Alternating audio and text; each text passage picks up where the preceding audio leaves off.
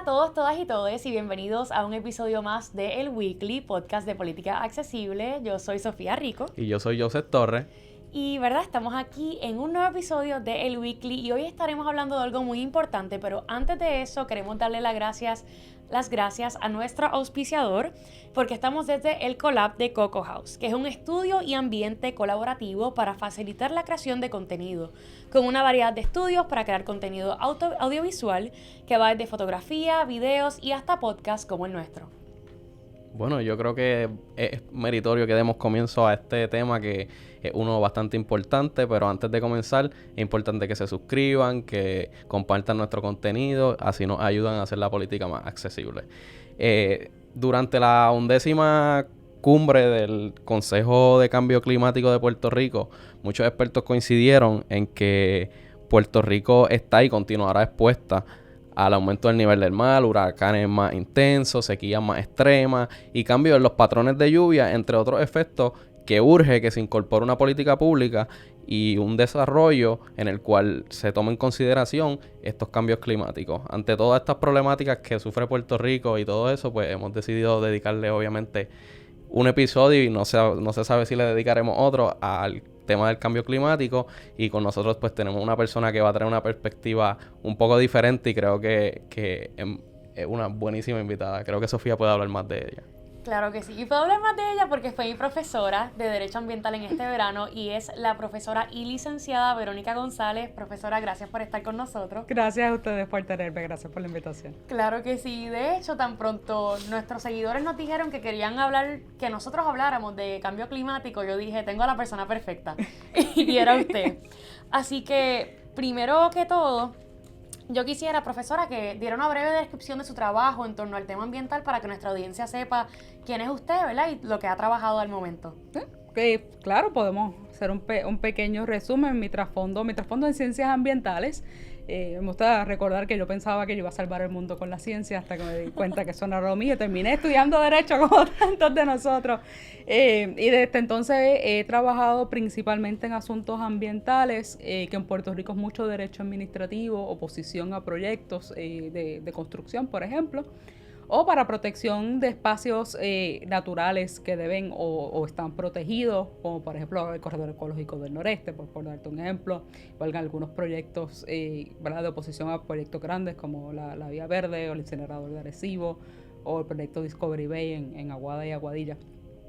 Además de trabajo ambiental, también he tenido la oportunidad de trabajar un poco en la intersección con el derecho a la vivienda, muy particularmente en lo que se refiere a recuperación post-desastre de trabajo. También en los últimos 4 años he estado al frente de la Clínica de Derecho Ambiental de la Facultad de Derecho de la Universidad Interamericana y he tenido la suerte de dar algunos cursos de medio ambiente y derechos humanos.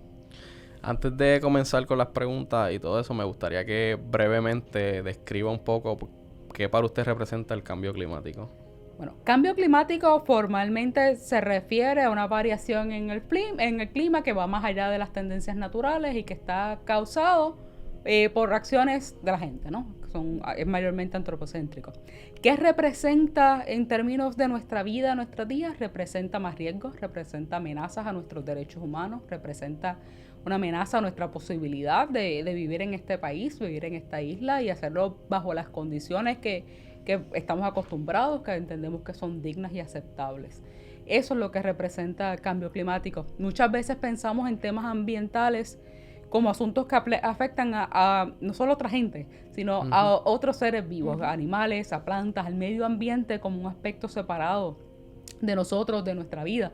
Pero la realidad es que nosotros somos parte del medio ambiente y que el cambio climático, quizás más claramente que muchos otros problemas ambientales, a quien va a afectar muy duramente no son solo las especies que van a desaparecer, ¿verdad? Y eso es muy grave, hay que reconocerlo, pero la vida misma de las personas, países que van a desaparecer, gente que ya no va a tener acceso a agua limpia o agua potable fácilmente, alimentos fácilmente. Es una amenaza muy severa a nuestra existencia misma. Profesora, con todo eso que mencionó y las amenazas que, ¿verdad?, acaba de destacar, actualmente en Europa estamos viendo un escenario histórico, diferente y amenazante, con unos calores tan fuertes que hay fuegos forestales e incluso muertes. ¿A qué se le puede atribuir esto si es que es atribuible? Eso es una pregunta compleja, y es una pregunta compleja porque los científicos no nos dicen, ¿verdad? Yo soy abogada, no soy científica, pero ¿qué nos dice la comunidad científica? Que estos cambios, estas variaciones que asociamos a cambio climático, las vamos a ver en una escala, valga la redundancia, climática. Entiéndase, de más de 30 años. Así que es bien, puede ser complejo y nos arriesgamos a cometer errores cuando hablamos de un evento particular, es decir, esto es cambio climático. Pero que sí podemos decir que los efectos del cambio climático nosotros esperaríamos tener eventos de calor que no son normales, con una mayor duración, una mayor temperatura y con mayor frecuencia de la que veríamos en un espacio donde el cambio climático no está ocurriendo. Por eso esas relaciones, es fácil hacer esa conexión entre un evento particular y cambio climático, pero la realidad es que necesitamos tiempo y espacio para hacer una determinación de esa naturaleza. Sí te puedo decir que esto es lo que esperaríamos que ocurriera y que el calor es el síntoma, ¿verdad?, paradigmático del cambio climático, calentamiento global. No, aunque no es uno que muchas veces tenemos presente. En el Caribe probablemente pensamos más en los huracanes, pero el calor es peligroso, el calor mata gente, el calor mata más personas que la mayoría de los desastres, que otros tipos de desastres en la mayoría de los años, incluyendo Puerto Rico. ¿Se acuerdan ese calor horrible después del huracán María? Uh-huh. Eso hizo que mucha gente terminara en el hospital o que recurriera a servicios médicos, porque era el calor lo que los estaba afectando después de ese momento. En el ámbito local hemos visto construcciones frente al mar, hemos visto la problemática que hubo en la bahía de Jobo en Salinas, hemos visto la lucha que se llevó a cabo en Rincón. Esas construcciones ilegales frente a la playa y cerca de ecosistemas protegidos, ¿cómo eso afecta el ecosistema y a nuestras vidas? Bueno, las controversias en torno a las construcciones y los accesos a las playas ciertamente no son nuevas, no son recientes. Podemos pensar en ejemplos más cercanos, ¿verdad?, como la lucha contra la expansión del mar en el balneario de Carolina, y tan más remotos como la construcción del Hotel Caribe Hilton en San Juan, que también fue bien controversial por el impacto que iba a tener a las comunidades, particularmente pescadores, que utilizaban esos espacios. ¿Por qué? ¿Por qué las construcciones en las costas son mala idea? ¿O por qué no? ¿Verdad? La gente se opone a ellas. Hay una noción, yo creo que entre gran parte de la población, un reconocimiento de que las costas, las playas, las zonas marítimo-terrestres son públicas. Y ese es su espacio, es un espacio que nos pertenece a todos, un espacio, ¿verdad?, que debería y que entendemos como que debe estar accesible como un espacio turístico, como un espacio de recreación, como un espacio, ¿verdad?, de diversión, pero también un espacio que debe estar disponible para personas cuyo estilo de vida depende, ¿verdad?, de ese acceso, como ocurre con los pescadores, por un lado. Por otro lado, las construcciones en la costa tienen este problema perverso de que crean mayores problemas en la costa, ¿no? Por un lado, están ocupando un área donde no deberían estar, y eso puede hacer, como aumenta esa intensidad, esa energía que viene de las olas cuando chocan contra cemento, contra el terreno que es duro. Eso es mayor energía, lo que puede provocar mayores problemas de erosión en la zona, y puede hacer no solo que el edificio se caiga, pero que la playa misma cambie la forma, dónde y cuándo se acumula arena, y puede incluso desaparecer, o por lo menos esa acumulación de arena. Hoy mismo veíamos como una playa de hecho, en Condado. En Condado se cayó una pared de cemento en la playa que está pensado como un muro de retención para evitar que el mar entre. Pero esa pelea, tarde o temprano, la gana, entre una pared de cemento y el océano Atlántico, la va a ganar el océano Atlántico. Y crea un montón de otros problemas, ¿verdad?, según va bajando. Según tú vas añadiendo, más aumentan esos problemas de construcción, más probable que los sistemas que tenemos para evitar que esos pases no funcionen. Sin contar que estás desplazando muchos de los recursos costaneros, que no solo tienen un espacio importante como hábitat para otras especies, para peces, para aves, para crustáceos, por dar un ejemplo, pero que incluso nos protegen.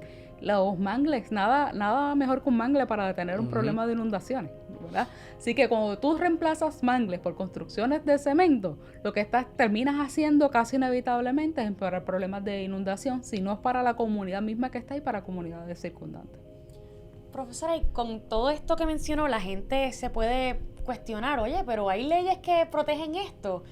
Y con esto le pregunto, ¿cuál es el Estado de Derecho en Puerto Rico en torno al tema ambiental? ¿Qué leyes hay para poder proteger este tipo de situación o prevenirla, mejor dicho? Tal vez la ley principal y que la mayoría de la gente piensa cuando pensamos en recursos costaneros es la ley de muelles y puertos. Tal vez no lo piensan como la ley de muelles y puertos de 1966, pero esa es la que define la zona marítimo terrestre. Y esto es un concepto del que la mayoría de la gente que trabaja en asuntos costeros, que vive cerca de la costa o que utiliza la costa, se ha apropiado y reconoce, ¿verdad?, como una herramienta de defensa de las costas, ¿no? Y del acceso a ellas, que es la que crea, la que define la zona marítimo terrestre como esa zona que baña el mar en su flujo y reflujo, donde son sensibles las mareas o hasta las mayores olas temporales donde no lo sea. Eso se define como zona marítimo terrestre y lo convierte, por ser zona marítimo terrestre, en un bien de dominio público. Entiéndase que nos pertenece a todos. Solamente el Estado lo que hace es que lo administra y lo protege. Dicho eso, como mencioné, viene de la ley de muelles y puertos. Así que esta debe ser su primera clave de que esta no es una ley necesariamente pensada para proteger elementos ambientales. Es para proteger otros intereses. ¿Y cuáles son esos intereses? Pues los intereses que asociábamos con las costas cuando originalmente se aprueba esta ley, que es realmente una incorporación cuando Puerto Rico todavía era territorio de España. En el siglo XIX se trae de España a Puerto Rico y se incorpora en nuestro sistema de derecho, particularmente para proteger los intereses de la navegación. Por eso es que hay una servidumbre de vigilancia para evitar ver el contrabando que llegaba por mar a Puerto Rico y una de salvamento para permitir que los botes, en caso de que hubiera tormenta o que el mar estuviera embravecido por alguna razón, pudieran ser arrastrados a tierra y ser protegidos de ese espacio. Esto, por supuesto, no es un análisis mío, debería señalar, es un estudio que hizo el profesor Michel Gaudreau de la Universidad de Puerto Rico en la Escuela de Derecho. Pero ¿a qué nos lleva este análisis? Que esta ley, aunque nos ha servido por mucho tiempo a proteger el bien público, mantenerlo como público y proteger, ¿verdad?, los aspectos y las consecuencias, ¿verdad?, naturales que están asociados a esta zona, no está necesariamente pensada para eso. Y a veces se nos queda un poquito corta. En el 2019 se aprobó la Ley 33, que es conocida como la Ley de Mitigación, Adaptación y Resiliencia al Cambio Climático de Puerto Rico. Esta ley fue creada pues para establecer la política pública del gobierno en cuanto al cambio climático, o sea, en cuanto a la mitigación, adaptación, resiliencia, establecer un inventario de emisiones de gases, entre otras cosas. Dicho esto, me gustaría preguntarle si cree que el gobierno está priorizando esta política pública a favor del cambio climático y moviéndose a favorecer y, o sea, básicamente cumplir con lo que establece la ley. Sí. Y ahorita te lo debí haber completado, ¿verdad? Y hacer esa conexión con cambio climático, porque además de los problemas de erosión, que son independientes y pueden ser separados del cambio climático, sabemos que el nivel del mar va a aumentar.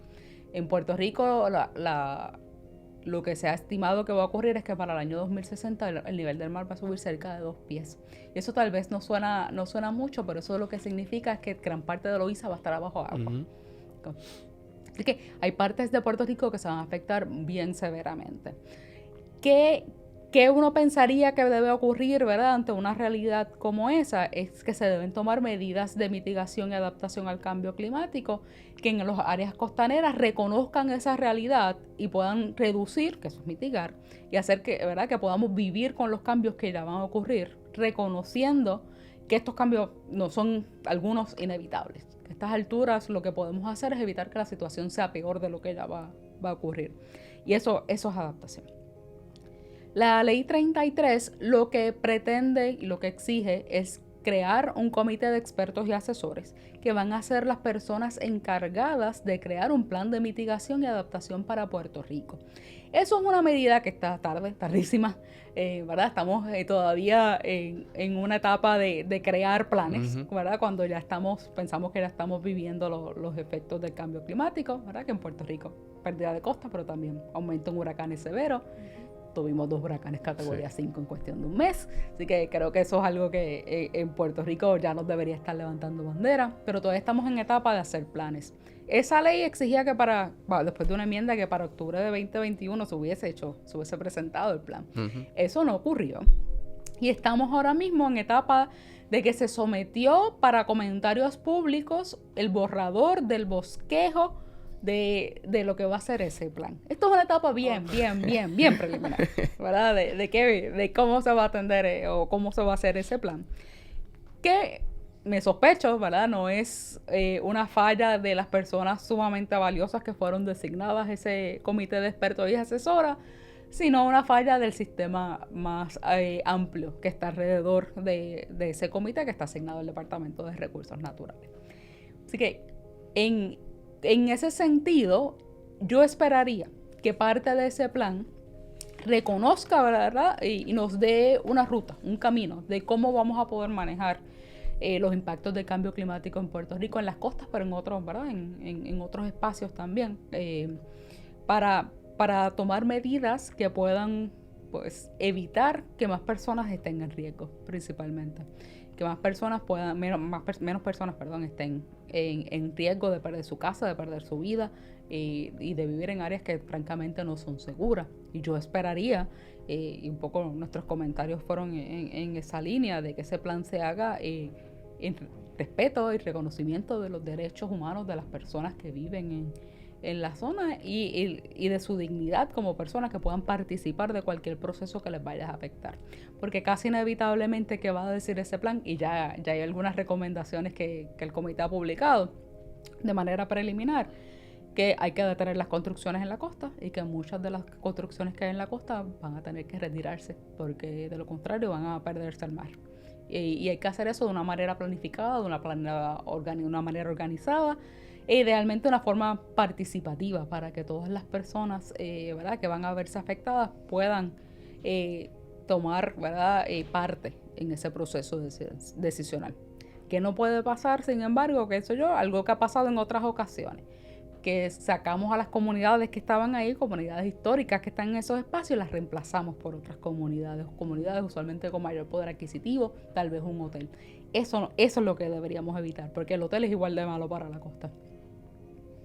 Y que ahora, ¿verdad? Menciona comunidades, y ahora mismo estamos viendo cómo las comunidades están reclamando sus espacios, como en la Bahía de Jobos en Salinas. Vemos a las comunidades llegando a la legislatura, a distintos lugares de poder en el gobierno a reclamar, oye, llevas por años construyendo aquí, llevas por años desplazándome. Y me preocupa que quizás pues considera que entonces el Estado de Derecho, o no sé si es el Estado de Derecho o las personas no lo están cumpliendo adecuadamente para que sea efectivo, para poder prevenir esto. Me explico. O sea, las comunidades tienen que llegar a este extremo para poder prevenir estas construcciones, o es algo que debería ser sentido común. Bueno, primero quiero ¿verdad? Reafirmar de que la ley puede ser mejor, la ley puede mejorar. De hecho, cada cierto tiempo se presenta un proyecto de ley para crear una nueva ley de costas que rara vez ha logrado, ¿verdad?, salir de los procesos ¿verdad?, políticos, ¿no? Y usualmente se queda en comisión y no es aprobada por los cuerpos.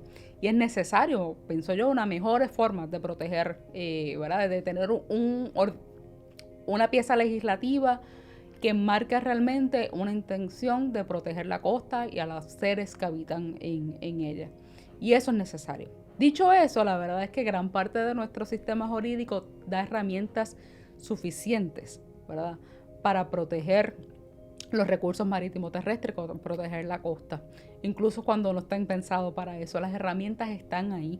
Esto no, ¿verdad? Y usualmente cuando la gente se moviliza y utiliza el lenguaje de la zona marítimo terrestre, es porque entiende, ¿verdad?, y reconoce que eso crea una protección que usualmente no se ha estado cumpliendo.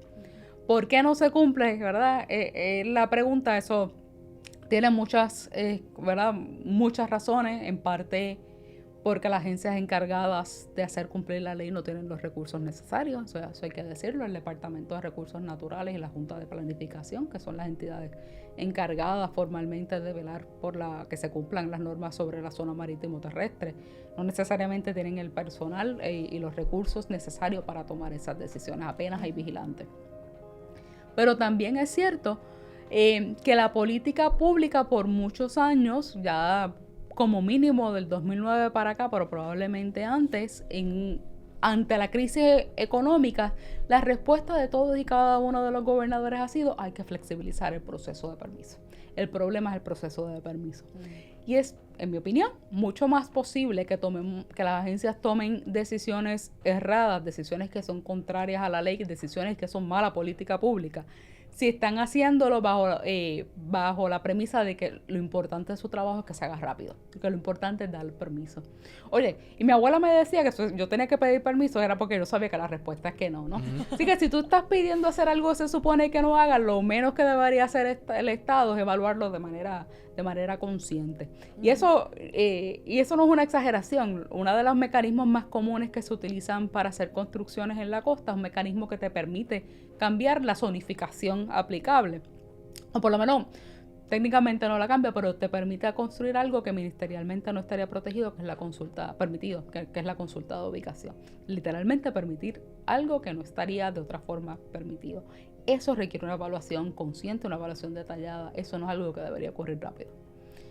Y mientras más rápido ocurra, creo yo, más probable que hayan errores en el proceso. Y por eso terminamos, ¿verdad?, con bloques enteros de costas que están ocupadas por edificios y apenas hay acceso a ellos, o el espacio que se deja, una servidumbre de paso de 3 metros de ancho, que apenas da tiempo para pasar, y uno termina diciéndole a los amigos cuando nos visitan una playa bien bonita detrás de esos edificios, porque de aquí no se ve.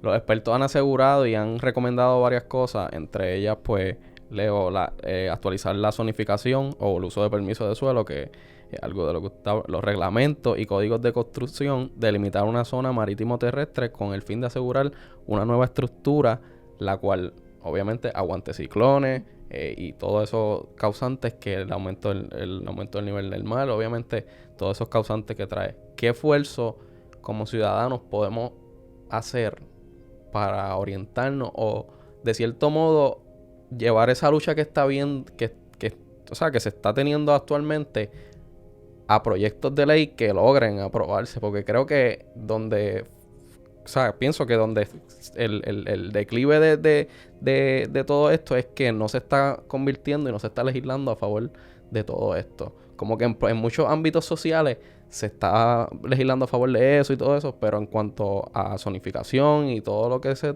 trata de esto, no está habiendo como un push constante de la legislatura a las agencias pertinentes. Y eso, y puede que tengas algo de razón en eso. Y cuando pienso, ¿verdad? Y como pienso en esos procesos, también hay una idea de que estos son procesos que son complejos, que son difíciles, ¿verdad?, que están un poquito alejados del dominio o del conocimiento de la mayoría de la gente, ¿no? Los abogados hacemos mucho eso, recurrimos al lenguaje del derecho, ¿verdad?, para decir, no, que esto, que domina aquí soy yo, ¿verdad? Y no tienes que entender cómo yo hablo para poder hacerlo. Y eso pues crea que mucha gente, ¿verdad?, se siente intimidada de participar en los procesos. Podemos hablar de cómo a veces se celebran vistas públicas, pero las vistas públicas no son un espacio flexible, un espacio abierto para la participación ciudadana, con empezar de que muchas veces son en horario laborable, ¿verdad? ¿Y quién va a dejar de ir un día al trabajo para ir a una vista pública sobre el plan de ordenamiento territorial de tu municipio? Claro. Y eso, en parte porque a veces pensamos que no nos afecta, ¿no? Y no entendemos cómo nos afecta. Así que eso crea un problema. A nivel de la legislatura, pues hay que ciertamente estar bien pendientes cada vez que se presenten proyectos que puedan ser favorecedores o protectores de las costas. Eso es lo que nos interesa. Les mencionaba ahorita que cada cierto tiempo se ha presentado proyectos de ley de costas, ¿verdad?, para reformar, ¿verdad?, y tener tal vez una mejor estructura, que en vez de estar basada, ¿verdad?, en que si la marea es sensible o no, y tener que discutir qué significa que una marea es sensible, pues que utilizar criterios que sean más concretos y más adecuados, ¿verdad?, para nuestra realidad cambiante. Pero eso requiere, ¿verdad?, que se aprueben. ¿Y a qué responden los legisladores? ¿A qué responden los gobernadores? Pues responden por un lado a dinero y por otro a la presión pública, ¿no?, a los votos de la gente. Así que organizarse y apoyar proyectos que puedan ser favorecedores, si es lo que nos interesa, ciertamente podría ser positivo, ¿no? Y no requieren no necesariamente tienen que ser proyectos que parezcan que van a resolver el problema, sino tal vez que vayan en la dirección. Vayan en la correcta. dirección, exactamente. Mejor, nos dejen un mejor estado de derecho. También se propuso en esta en esta sesión una moratoria de construcciones en la costa, ¿no? La idea de paralizar las construcciones nuevas, ¿verdad? Que aumentar esa huella construida en la zona costanera, que no es lo mismo que zona marítimo terrestre. Zona costanera sería el primer kilómetro de esta la línea, ¿verdad? Hasta donde llega la zona marítimo terrestre hacia adentro. Para evitar que el problema siga aumentando en lo que decidimos que es lo que vamos a hacer. Esos proyectos que en mi opinión tendrían un impacto positivo en este proceso decisional, pues involucrarse ayuda a que se aprueben. Hay cosas que van a estar más allá, ¿verdad?, de la posibilidad, ¿verdad?, de que hay factores económicos, hay intereses muy poderosos aquí envueltos, y asuntos legales, ¿verdad? Porque muchas de estas construcciones pueden haber sido no la mejor idea, pero lo hicieron basados en permisos otorgados por el proyecto, ¿sí? Por el gobierno, perdón, así que... Sí, que legalmente ellos pueden construir porque se le otorgaron los permisos. Exactamente, hasta que un tribunal no diga que esos permisos eran inválidos, pues la presunción es que sí lo eran. Y si eso no ocurre, pues las personas que viven allí, las personas dueñas, tienen derechos, ¿verdad?, sobre esas construcciones. Y eso sin entrar en las dinámicas de por qué ciertas comunidades están en nuestras costas, porque la verdad es que nosotros tenemos un historial colonial, racista, clasista bien fuerte que obligó y llevó a algunas personas a vivir en áreas que no eran deseables en ese momento, usualmente manglas, usualmente zonas costaneras, y la gente se ha sentado allí por décadas, y ese es su espacio, allí están sus comunidades. O sea, y usualmente cuando hablamos o cuando el gobierno habla de resolver el problema, ¿verdad?, de las costas, lo que está hablando realmente es de desalojar, desplazar forzosamente a esas comunidades. No están hablando de sacar el hotel, están hablando de comunidades pobres que llevan más de 100 años en ese mismo espacio, sin reconocerle los derechos que puedan tener o incluso su capacidad de participar en los procesos, su dignidad en el proceso y la conexión que pueda tener con ese espacio, con esa gente, ¿verdad?, con la comunidad de alrededor. Y eso crea otros problemas particulares. Y finalmente, pues, lo que ocurre con alguna frecuencia, ya es la última línea, lo que ocurrió en el condominio en Rincón, lo que puede estar ocurriendo en Vallajobos, que la gente termina poniendo el cuerpo, ¿verdad?, y arriesgando su integridad física para hacer cumplir una orden del tribunal, para hacer cumplir la ley, para reclamar lo que entienden nos pertenece a todas las personas que vivimos aquí. Y esa tal vez la versión, no quiero decir extrema porque puede tener connotaciones que no quiero, pero ciertamente la última línea, digamos. Y tiene consecuencias para las personas que están allí, que están literalmente arriesgando su integridad física al enfrentarse a los guardias de seguridad, a la policía, a otras personas.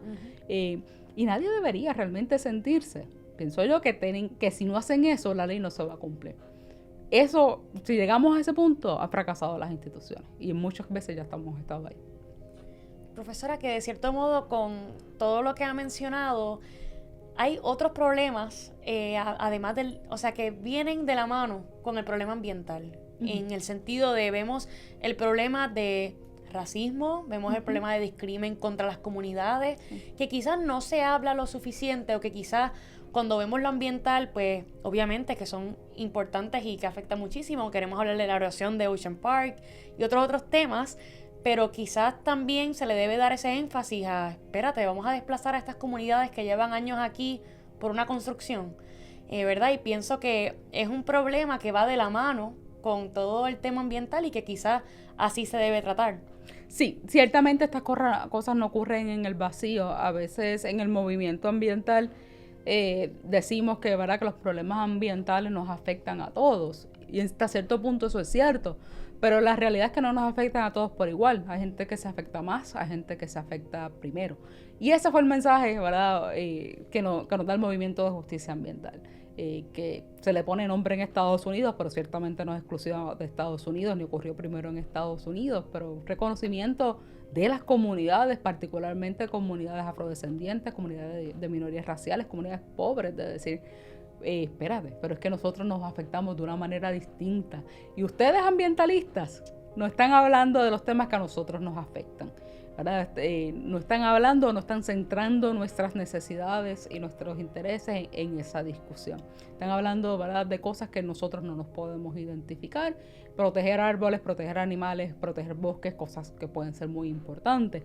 Pero para la persona que vive al lado de una planta que contamina el aire y que está literalmente afectando su salud y su calidad de vida, incluso puede provocarle la muerte, mucho menos importante que atender ese problema. Y esos problemas afectan, como les decía, principalmente a ciertas personas. Y esas personas, lamentablemente, se ven iguales casi en todos sitios. Son usualmente personas en minorías raciales o étnicas, son personas pobres que no tienen la capacidad económica de levantarse e irse, como podría ser una comunidad de mayor capacidad económica, que tal vez no quieren hacerlo porque ahí es que están sus raíces y esa, ¿verdad? Y antes tienen que vivir han tenido que vivir con esta amenaza, o simplemente no tienen el poder político para detenerlo.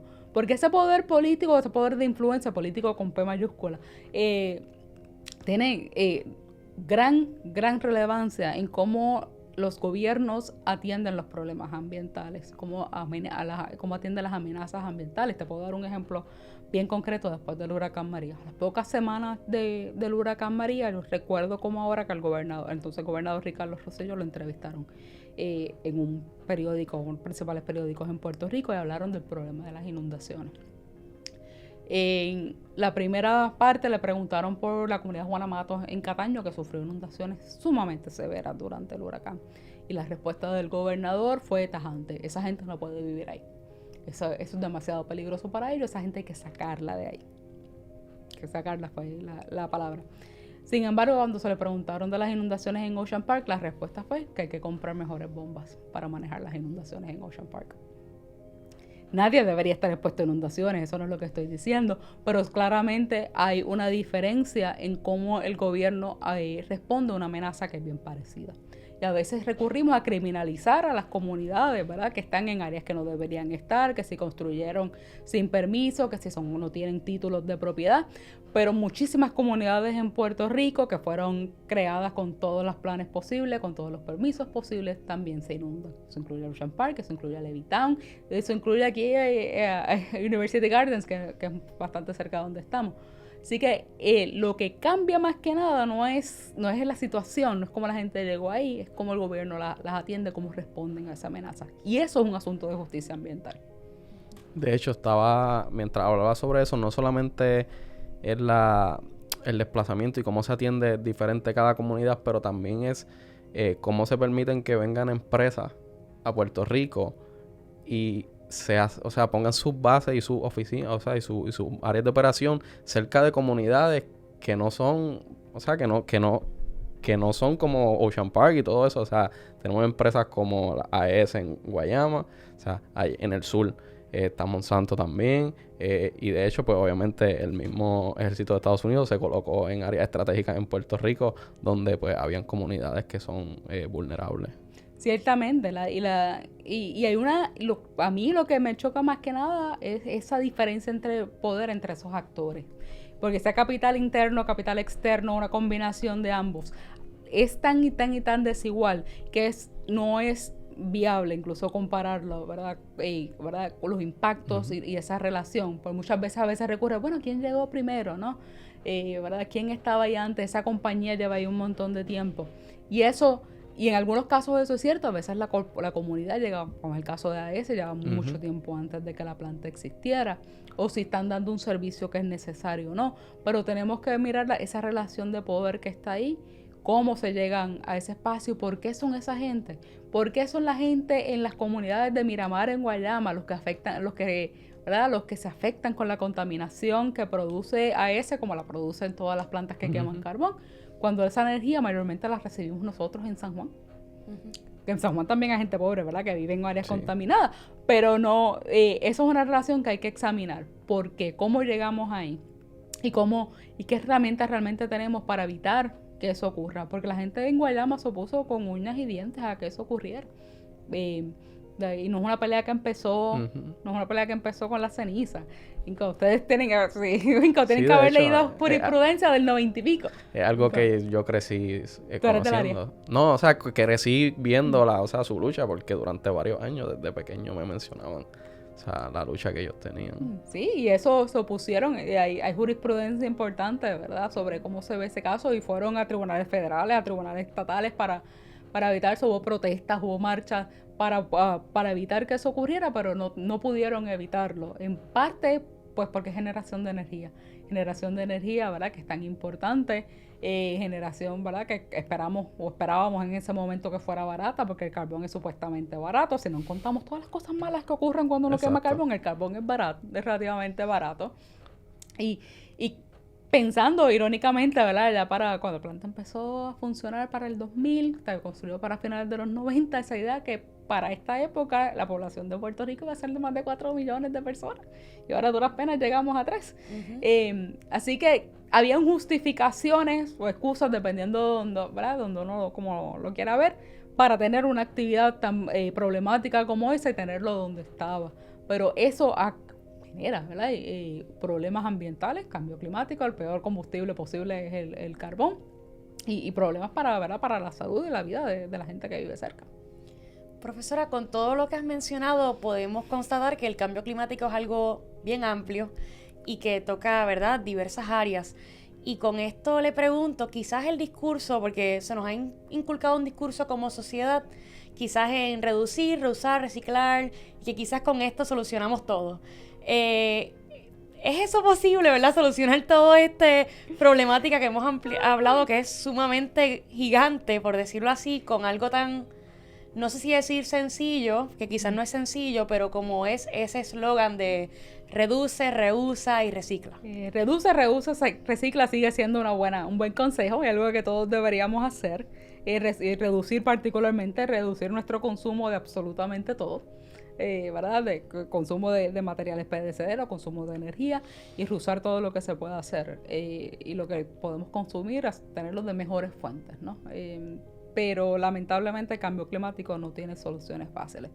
No tiene, precisamente porque tiene tantas causas distintas, desde la generación de energía, la transportación, a los usos de terreno, todo cosas que son importantísimas y difíciles de regular y de manejar, y porque afecta a tantas esferas de nuestra vida, va a ser difícil tomar decisiones para atender el cambio climático.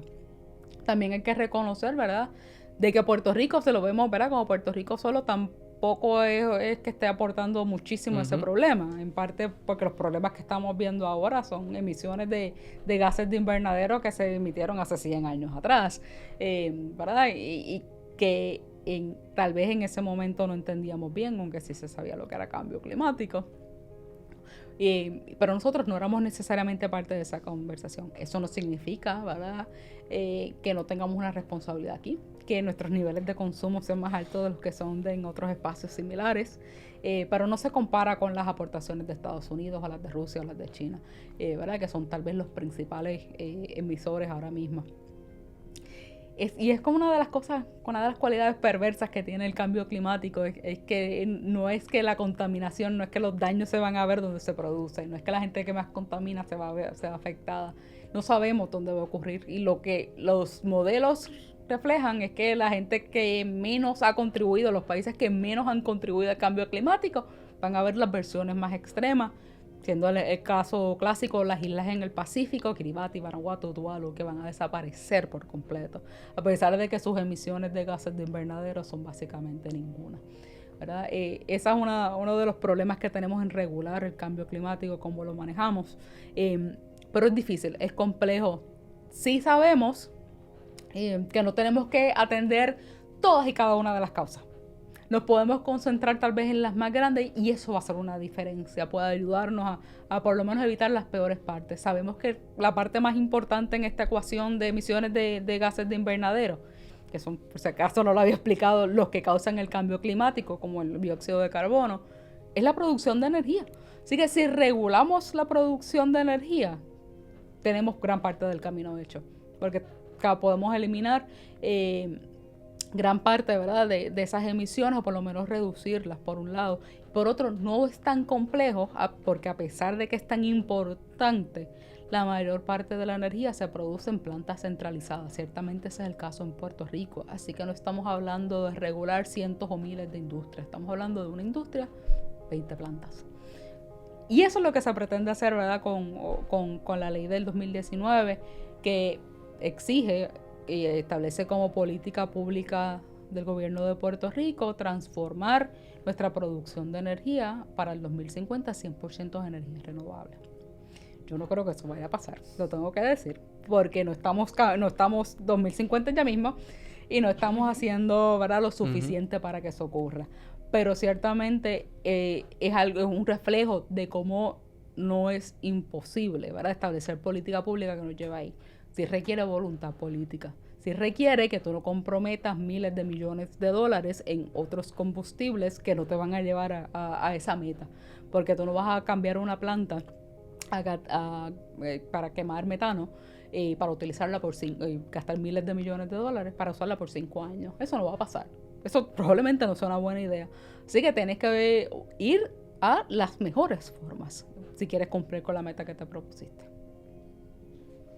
Creo que por último, antes de culminar, me gustaría que diera un último mensaje a nuestra audiencia en torno a qué es lo más importante que quizás deben conocer en torno a su derecho sobre el medio ambiente o qué pueden reclamarle al Estado en cuanto al medio ambiente saludable. Oh, wow. Bueno, pero primero reconocerlo que el derecho a un medio ambiente saludable es un derecho humano. Que a nivel internacional su estatus, ¿verdad?, de reconocimiento varía, depende de donde uno esté, ¿verdad? Porque los sistemas regionales están en distintos espacios, aunque no hay uno a nivel universal. Pero en Puerto Rico sí se ha reconocido a través de la Ley de Política Pública Ambiental. Es un derecho. Pero más importante es reconocerlo como un derecho, pensar en los derechos mismos como un reclamo político. Las cosas son un derecho porque le exigimos al gobierno que lo sean. Esto no es una dádiva, esto no es un regalo del gobierno. Por eso es que los gobiernos no nos dan derechos, los reconocen. Los reconocen porque la gente cree que existen y exigen que ¿verdad?, que se reconozca. Y si es un derecho, pues le tenemos que poder exigir al gobierno que actúe como tal, que proteja mi medio ambiente, mi derecho a un medio ambiente saludable a través de sus políticas públicas, a través de sus acciones, a través de sus permisos, que no tome decisiones sin antes considerar cómo eso afecta ese derecho, cómo afecta el medio ambiente. Y eso requiere movilizarnos y organizarnos para hacer ese reclamo, porque eso no va a ocurrir de la nada. Sabemos que hay muchas cosas pasando, es un momento particularmente difícil para nuestra sociedad, pero si algo hemos hecho, ¿verdad?, en el pasado ha sido poder defender nuestro medio ambiente, esta isla verde y hermosa, esas cosas que a nosotros nos gustan tanto de nuestro archipiélago. ¿Cuántas de ellas no están asociadas, ¿verdad?, además de su cultura, pero también a través de su naturaleza? Pensamos en nuestros ríos, en nuestras playas. Eso hay que protegerlo, y no puede ser que sea para los que los pueden pagar, no puede ser para unos pocos. Y eso es el futuro que nos espera si no lo hacemos. Y lo hemos hecho antes, por algo está en nuestra Constitución la protección del medio ambiente. Los boricuas, pienso yo, mi interpretación, sí aprecian su medio ambiente, sí tienen un deseo, un interés en que sea protegido desde el gobierno. Y venga el gobierno, ¿verdad?, como el ente que está obligado a hacerlo. Lo que pasa es que a veces pues las necesidades inmediatas se pueden anteponer a cosas que sean más importantes, más urgentes, y eso sabemos que eso ocurre, sabemos que todos estamos ocupados, todos estamos tratando de pagar la luz esta vez que sigue subiendo, ¿verdad? Y tenemos preocupaciones más en mente, pero yo sé que ese deseo, yo sé que en la conciencia grupal está ahí, poder reclamarlo. Profesora, gracias por estar con nosotros y Muchas decirnos gracias. que sí, ayudarnos a hacer este tema uno accesible para nuestra audiencia y para nosotros es bien importante. Gracias por tenerme. Ahora tienen que sentarse a hablar de ciencia solamente, no de política. No, gracias, y gracias a Coco House por auspiciarnos y ser la casa de El Weekly. Coco House es un coworking space en el corazón de Santurce con una comunidad diversa de emprendedores puestos para lo suyo. Coco House ofrece una variedad de membresías y te llevan desde la permisología de tu negocio hasta pues realizar tu negocio aquí, tu espacio de trabajo que sea aquí. Así que si quieres conocer más de ello, pues visita Coco House en sus redes sociales y su página web, Coco House. Y bueno, con esto nos despedimos y nos vemos en la próxima. Gracias.